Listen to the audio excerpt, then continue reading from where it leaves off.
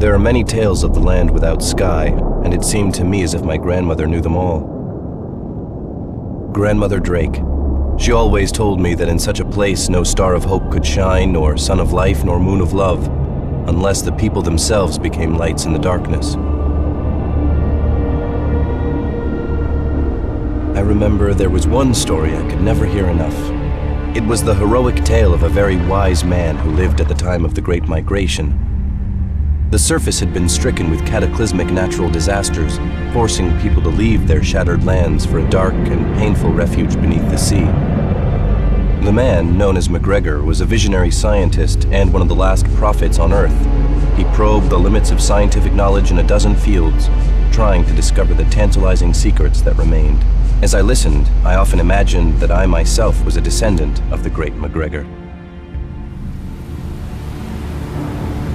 The story began in the 22nd century with his discovery of a mysterious sea creature on a beach in northern Scotland.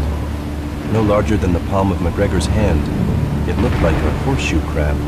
The scientist took the creature to one of his laboratories and examined it more closely, and what he discovered was so unspeakably horrifying that fear and dread almost drove him insane. Then, when he and his staff tried to incinerate the creature, it refused to burn. When they tried to crush it, the hydraulic press shattered under the strain. I pestered my grandmother to tell me what was so horrifying about the creature, but she would only lower her voice and say, "It was made of flesh and gold, and of another metal that does not exist on Earth, and it could reproduce itself. Woe betide the man who finds such a creature. Woe betide him, because legend says it will be his ruin." Thoughts of such creatures still lurking in the seas, still reproducing themselves, gave me endless nightmares. In my daydreams, I pretended that I too would become a scientist and invent a weapon capable of destroying those creatures once and for all. My grandmother always said a single person could change the world with their mind, but whether that change was for better or worse was up to them. A single individual could sway the world as much as the masses, she said, if they were right. MacGregor soon turned his mind to constructing incredible submarines the world had only dreamt of before, and in so doing laid the foundation of submarine technology for centuries to come. Without his knowledge, humanity could never have evolved enough to occupy the oceans. I always feared the ocean's black waters, but I also longed to defy their wretched confines. Like MacGregor before me, I wanted to make discoveries and adventure with the likes of the brave mercenaries my grandmother spoke about. I was 9 years old when word of my mother's death reached us. She'd been managing Drake Enterprises, the family shipping company, which at that time included a respectable fleet of freighters. Then, pirates pillaged her ship off Cape Horn. Her body was never recovered. My father, Alonzo Drake, born Alonzo de Granada, was heartbroken. 3 years later, without so much as a goodbye, he left us to make his fortune in the oceans. I never understood why he abandoned his only son and his family business just like that. Grandmother always said he'd gone off with his brother, another adventurer. When I myself began to dream of adventures in Aqua's inky depths, I feared I had inherited my father's restless blood. My grandmother thought him irresponsible and said he'd probably found a grave on the sea floor by following the tracks of an angel. That was her poetic way of saying he'd lost his mind. After father disappeared, grandmother took over the company, but contracts were few and far between. Soon our financial backers withdrew and the fate of Drake Enterprises was sealed. When I grew up, I worked as a pilot on our last remaining freighter, the Harvester. My nightmares grew fainter over time, but my daydreams of life as an adventurer held fast. When we could no longer afford our family home in Neapolis, my grandmother and I ended up in the Pacific, amid the dangerous and chaotic seas of the northern tornado zone. There I supplied stations and scattered habitats with chemosynthetic protein and other nourishment. My grandmother died quietly in her sleep, and soon after, I, William Drake, decided to follow the tracks of the angels too, as my father had before me.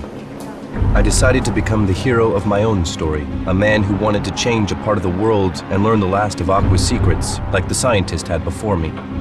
Yet I didn't reject my grandmother's teachings. It's the hidden things that form our reality.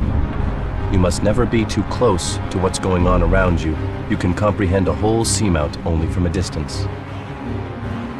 I knew I wanted to fight like the mercenaries in grandmother's tales.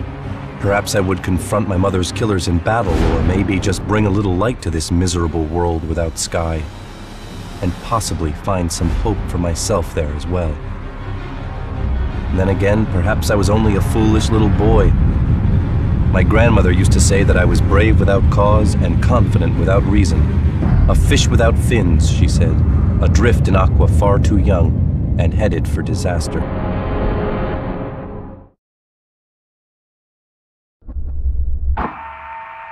Harvester, freighter of the Drake Enterprise. Hey, damn it! This is an SOS. I have a ship on my scanner. Will somebody answer me? This is the Bentho 7. Hello? Bentho 7? Can you hear me? I have received your distress call. My name is William Drake. This is Captain Hank Bellows.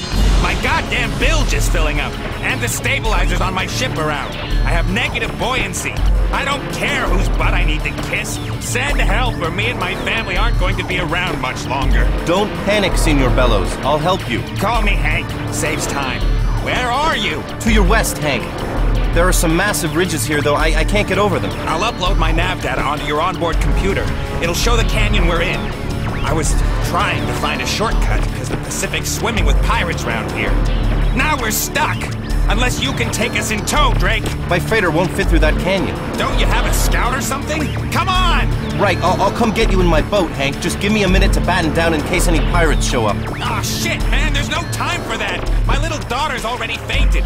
Grab your valuables if you're that nervous, compadre, but hurry up! Hang on, Hank, I'm on my way. While I'm following your nav trail, hook your family into the breathing systems on their smart suits. All right, get going!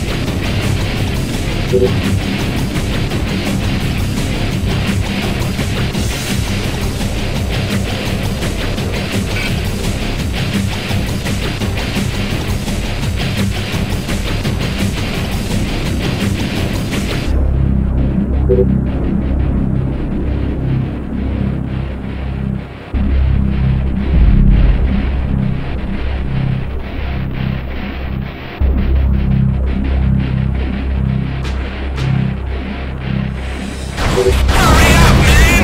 The hull is breaking up!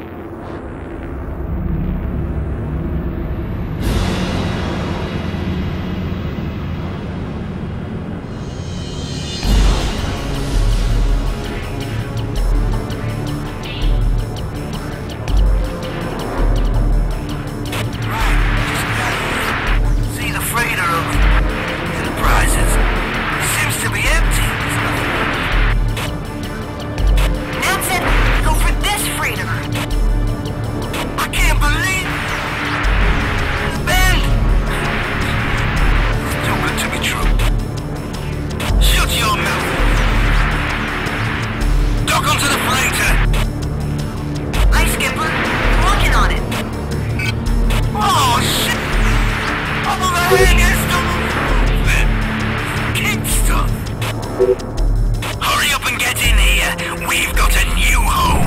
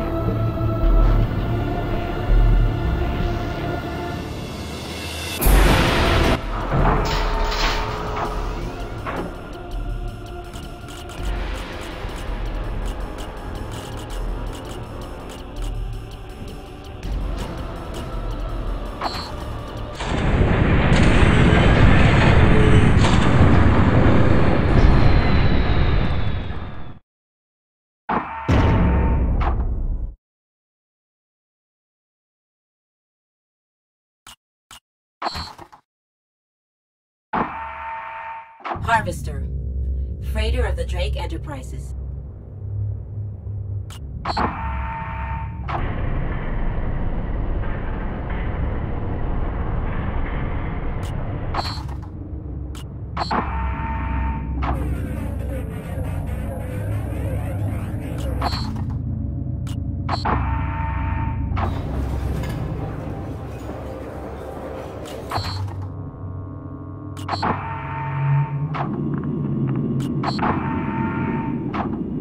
What do you want, mate? Some answers. Wrong place, wrong time. Shove off.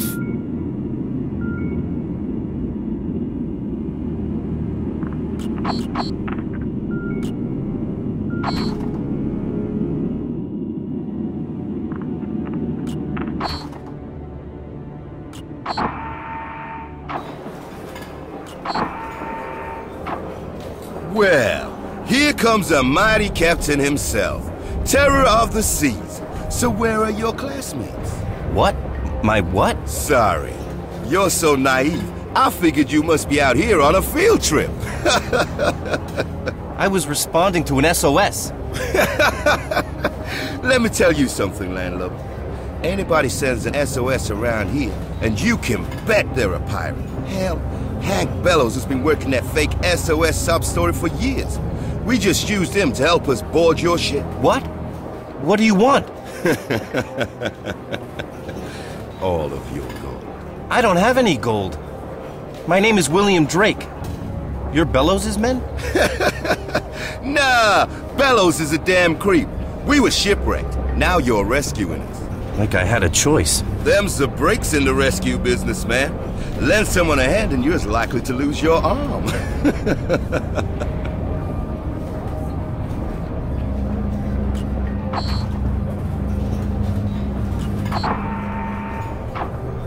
So, where were you headed in your freighter? Well, my family's gone, so I was just out to see the world. I see. Well, let me give you a little advice. That's gonna be tough to do with your eyes closed.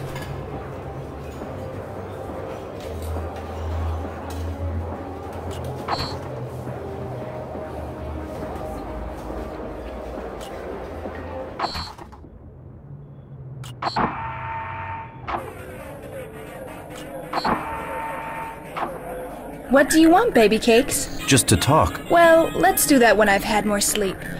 We're all tired.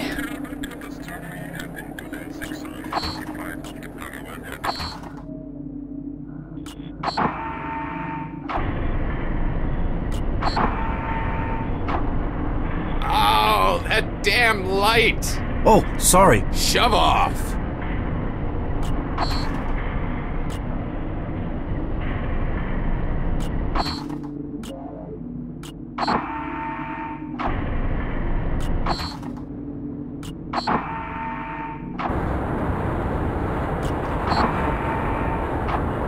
You've got a good heart, boy, but you're a bit soft in the head. That SOS could have cost you your life. That pirate wasn't too tough. Yeah, sure. Bellows is as harmless as a sea anemone as long as he's drunk, but watch out when he's sober.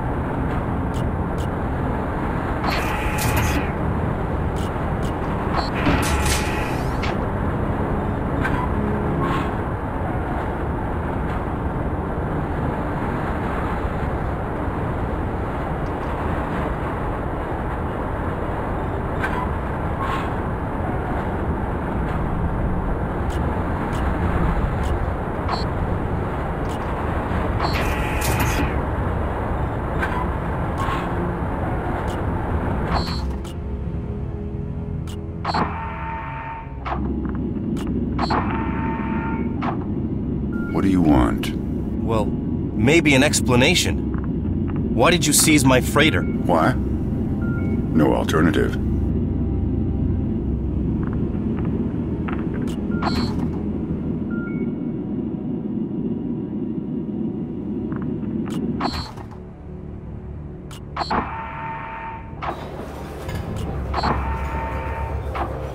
Look who's here. Ni hao, Captain. You're from the Shogunate. Yeah, but they're after me there. I didn't dance to their beat. Are you going to kill me? Hey, why should we? You've got a strong pair of hands. So as long as you make yourself useful, nothing's going to happen to you.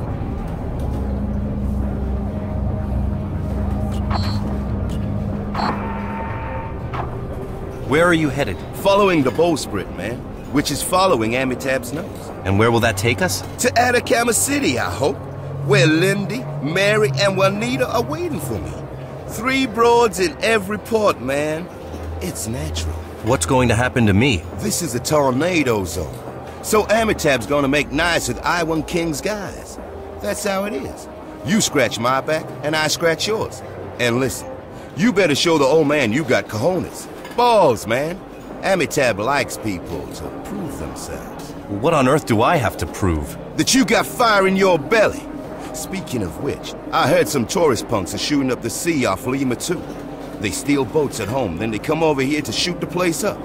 Good opportunity for you to impress the skipper, and for me to tag along.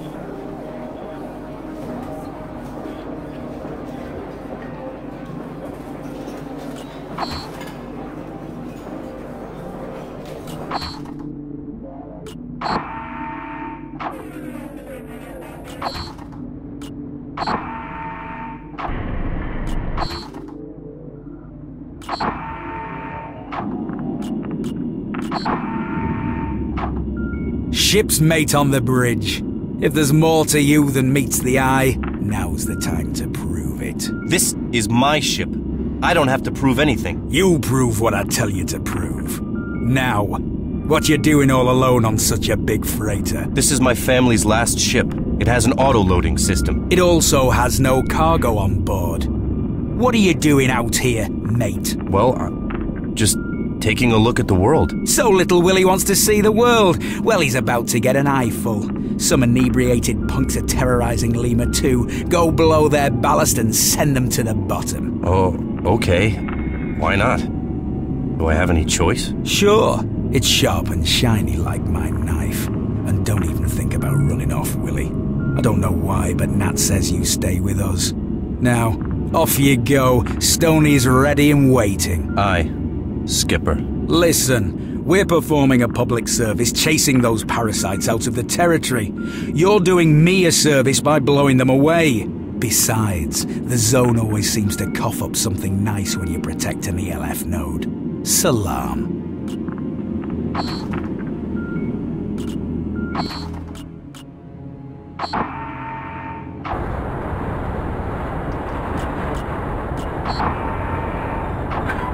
The crew's worn out.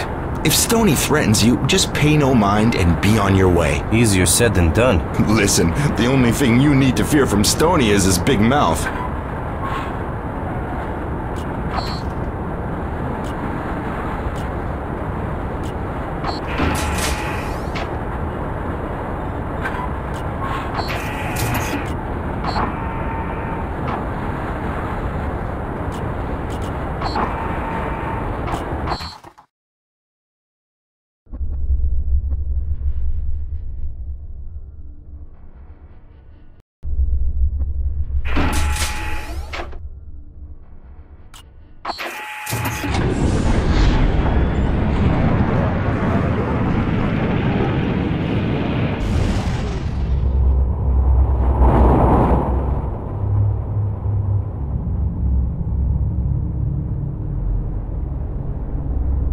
I've uploaded the data for the next nav point near Lima 2. Get there as fast as you can.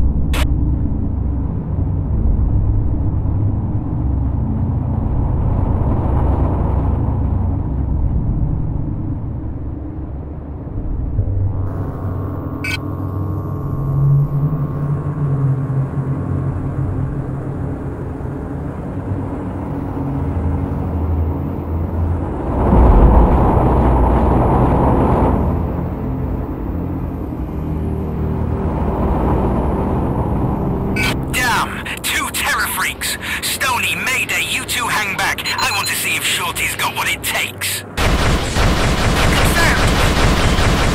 Oh, and I really wanted to pull my juice, right, Skipper?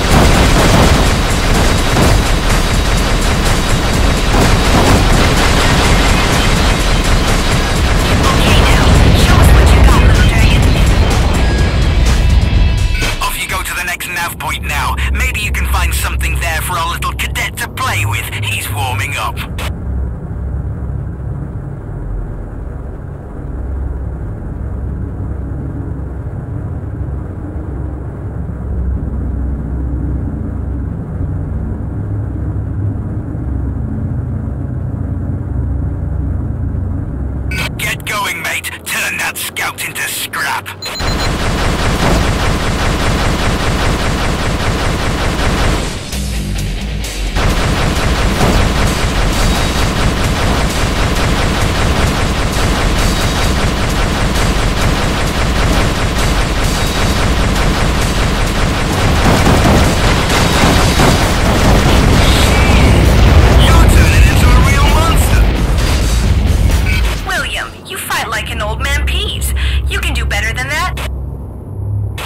Shut up and head for the next nav point!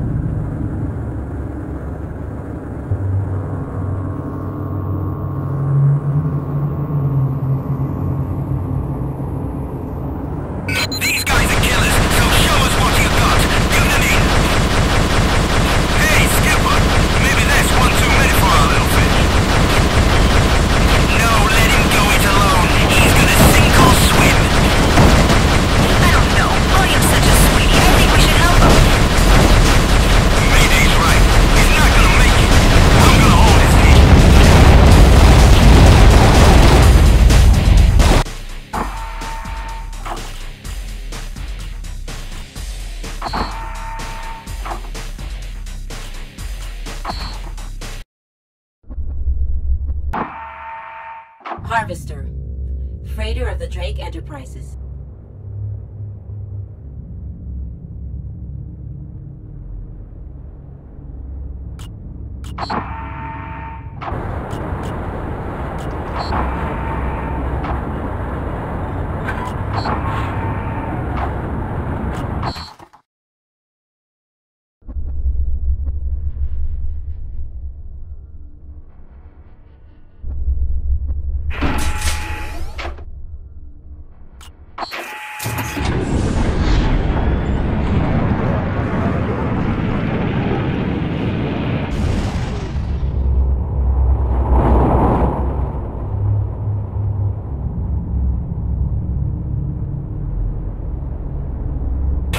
Uploaded the data for the next nav point near Lima 2. Get there as fast as you can.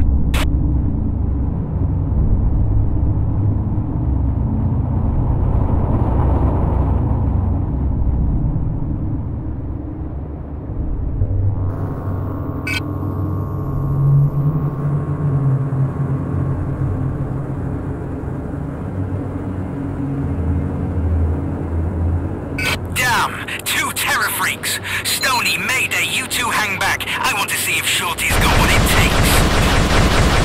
Confirmed. Oh, and I really wanted to pull my Q-Strike.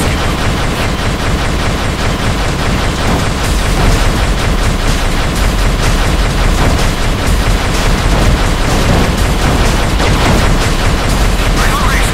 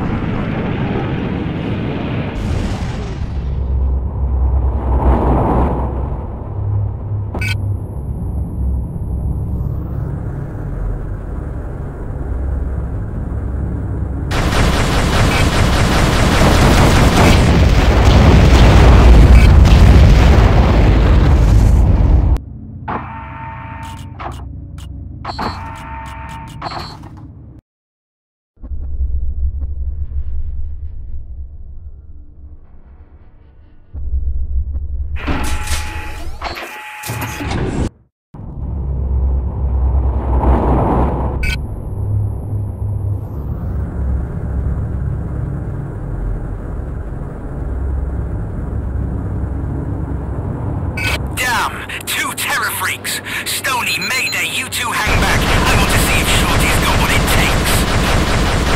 Confirmed. Oh, and I really wanted to blow my tube strike skipper.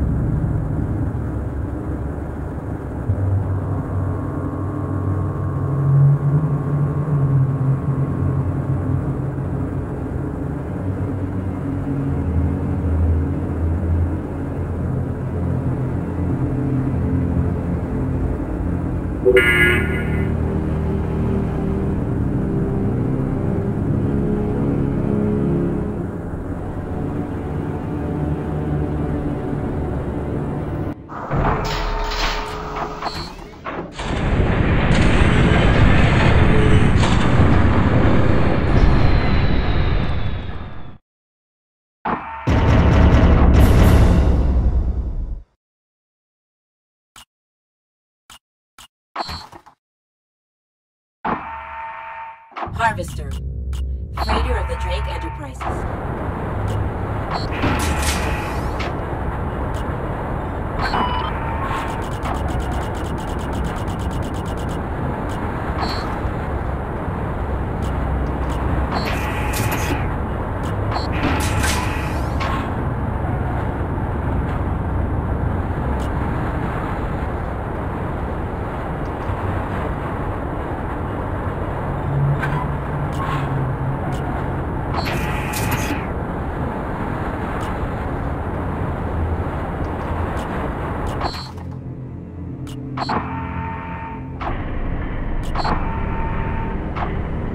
What are you doing down here?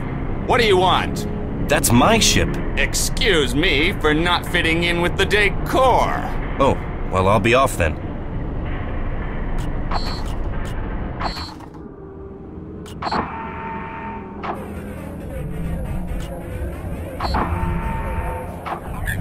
Well done, Drake. In your eyes, I see bravery, yet also... What? Wanderlust. Beware. What about Stoney? He disappeared. As usual, we can't keep him on a leash. And the longer he's gone, the worse Amitab's moralizing will be. Amitab has morals? Now there's a surprise. So be surprised. It's a good start.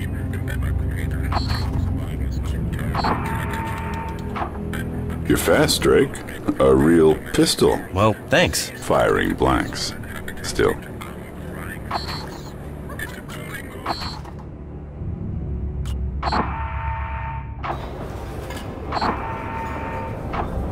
Our fight was fun, Shorty. Nobody could just stand by while idiots attacked the station. Forget it. Stay close to me, alright? We're a good team. What do you mean? Think about it, Xiaolong. You and me...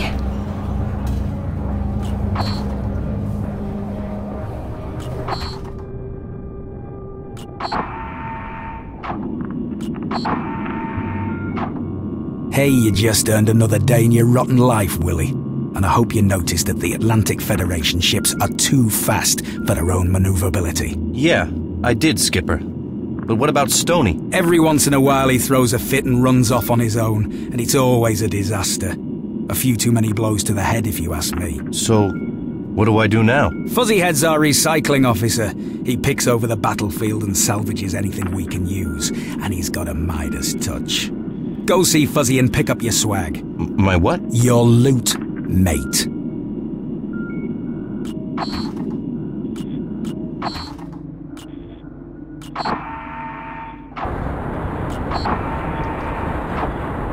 Ah, Whackin' Willie. You put up a brave fight, boy. That's how it is these days. More and more attacks all the time. Why were they attacking Lima too? Just for kicks. Terror tourists from opulent Neapolis out for a little fun. That's not what we did for fun when I lived in Neapolis. Aqua's getting older, Drake. And uglier every year. Now listen. Amitab doesn't like it if we destroy all the freighters we encounter. If you paralyze them with an EMP weapon instead, then I can salvage all kinds of stuff, like ammunition, weapons, and credits. And believe me, we are gonna need it all.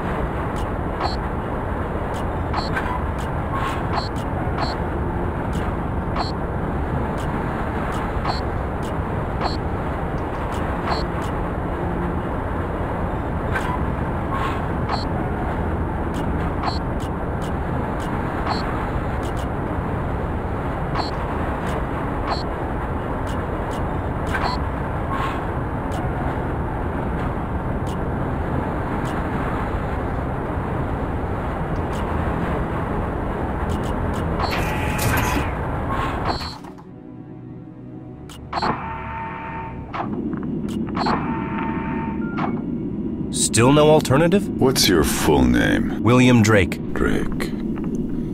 William Drake. Of the Neapolis Drakes. Yes. My mother died and... Save that for Amitabh.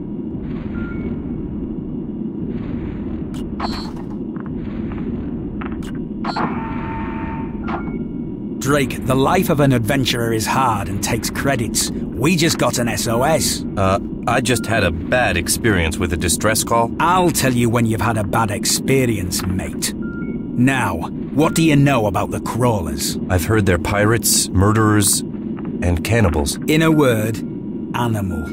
He's a crawler, but we've almost got him tamed. Seems his buddies have some scientist broad surrounded. She's sending out SOSs. What would they want with a scientist? The crawlers enslave scientists to help improve their technology. What the hell? Mayday needs her daily dose of carnage anyway. And hey, paralyze ships whenever you can, so Fuzzy can scavenge off them. It's amazing what he finds. And then? There could be a lot of credits in getting that Machina scientist off the hook. Drake, Angelina, Mei Ling, you're attacking the crawlers. And remember your Vendetta snipers. Their range is close to 500 meters.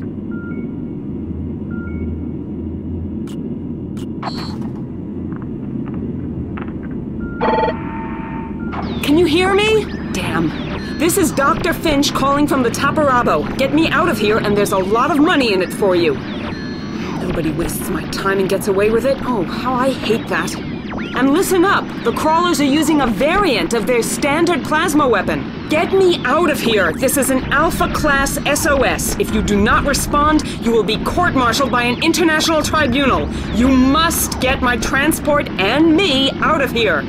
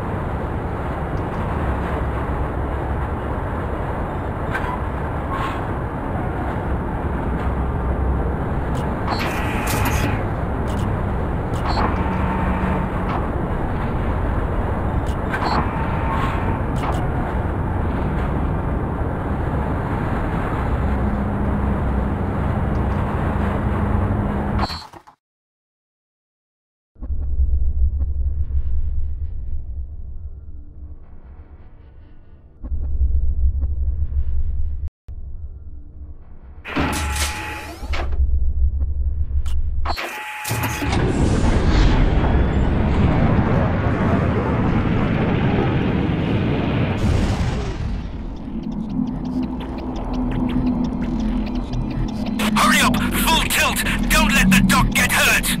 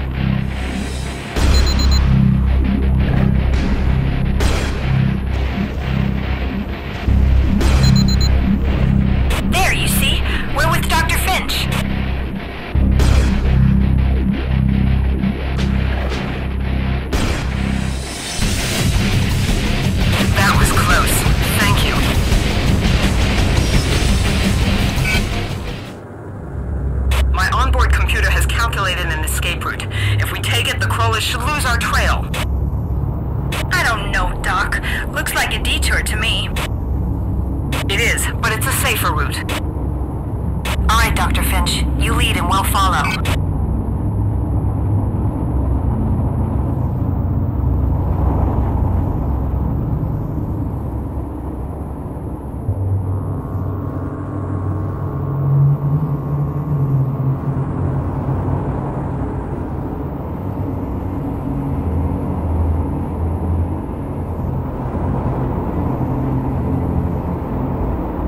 I've got something on my scanner.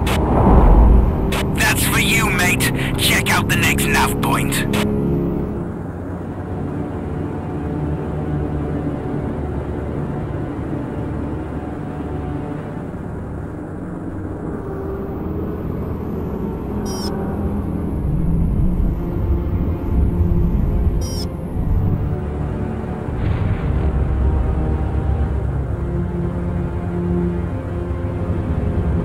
Looks like it was a false alarm. Come back and join up, mate.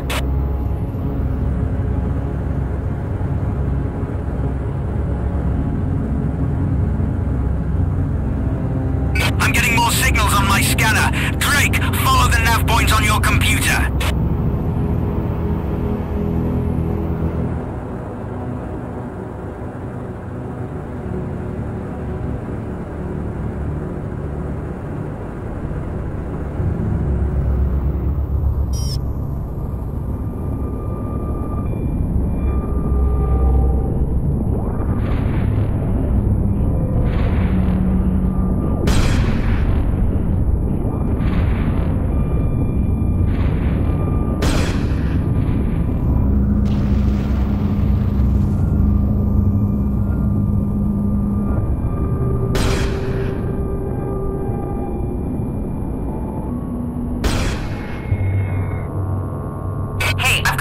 Really big on my scanner.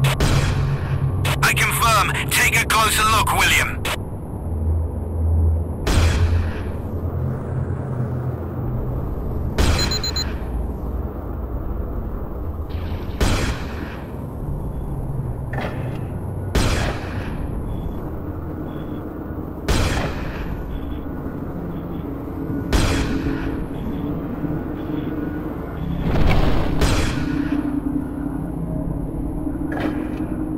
We're going through that canyon, so follow me, and watch yourselves. All right, everybody get ready to escort the doctor.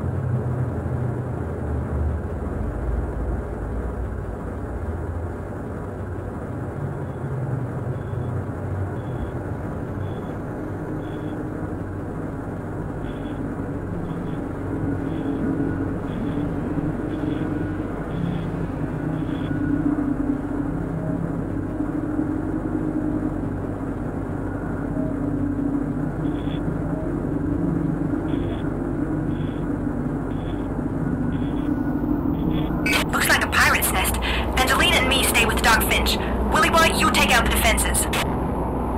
They've got snipers, William. You can't see them on sonar, so keep an eye out and be careful.